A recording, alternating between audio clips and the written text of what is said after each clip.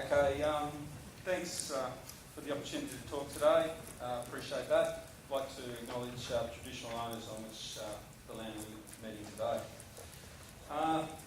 As I pointed out, 11 years with the RTA, got to work right around the state of New South Wales on both small and large jobs.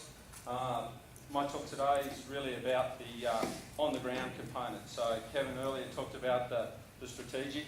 I can gloss over that sort of stuff and get to the really interesting stuff. Background. So the key focus of the talk will be on the delivery context. Everything that we do has to be delivered. And viewing mitigation is part of the chain, both through the project phase and linking them together to get fauna across our barriers. And a couple of future considerations and the questions we'll hold over. Okay, obviously a key part of our job is understanding fauna and controlling that on our job. Some of the boys down south are a bit comical about it, but seriously it's one of many drivers that we've got, all competing for time and resources. Okay. Straight away I'm going to get to the take-home message. I'm not going to leave that to the end because you'll all be asleep.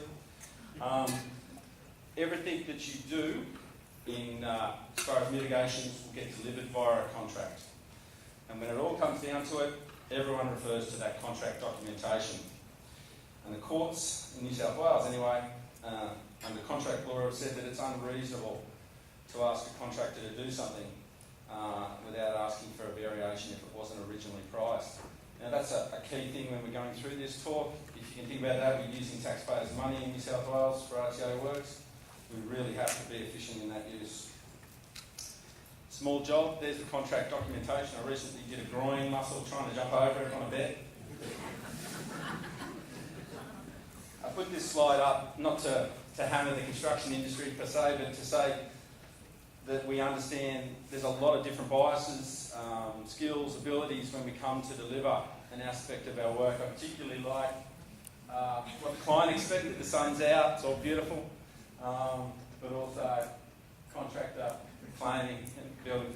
But all it really is saying is that when we come to a job, every aspect we've got, whether it's fauna fence, an underpass, an overpass, everyone will have a different perspective when they come to that job. And that's why we can see a shot from Edgar earlier of deer looking through a very small hole, everyone thinking that they've done their job in the first place. A little bit of dry bit, contract styles. Okay, two types of contracts, QC and QA. New South Wales traditionally used to run under a QC contract where the principal, the RTA, would test and then release an aspect, and that could be concrete strength, the height of a fence, any element. Really didn't care how you got there, but that you got there. And there was always disputes over the testing. If you said that the element failed, they'd dispute how and what you did in the testing. Very inflexible. You could no more, all the standards were set, and you could no more improve an aspect than you could fail to meet it. So very inflexible.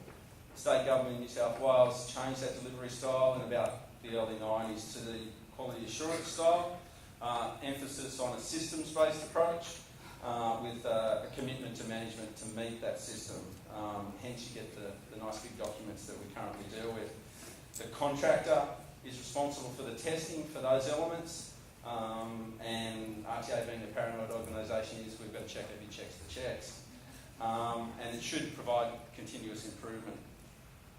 No matter what size piece of work is being done, whether it's a maintenance job, filling a pothole, right through to upgrading massive pieces of infrastructure, in the RTA it will be delivered through one of these 5 styles of contract. Obviously, titles there. When you get up to the DCMs and the build, own, operate, transfer, boot, you're really trying to transfer some of that maintenance and management risk for a longer period of time. Alliances are the flavour for RTA at the moment, both in maintenance and in the large jobs, where you're trying to blend both RTA staff and the contractor to get a best full project outcome. Why is this important? Remember that quote earlier about it's unreasonable to ask for something extra without a variation. I went over when preparing this talk to my bookshelf of EIA, randomly picked one, it wasn't a setup. Went to the fauna mitigation component, so this is a document that at this stage has understood the receivable environment, has understood the project, and has said this is what we're going to deliver on this project. So these are the commitments section.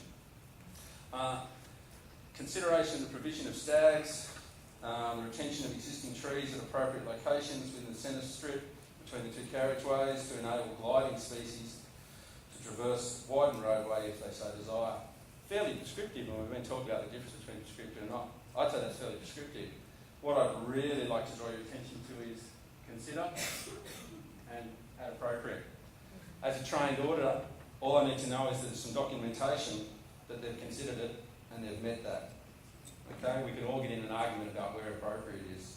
So if you think about that with this next couple of slides, great example from the Hume. The documentation didn't relate to that, so it's not really fair, but it's a great example. Obvious here, fantastic corridor, okay, for movement across.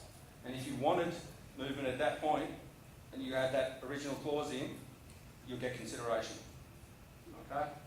So you go then, you move on to the detailed design, you see what's happened to that corridor, and you've got another structure across.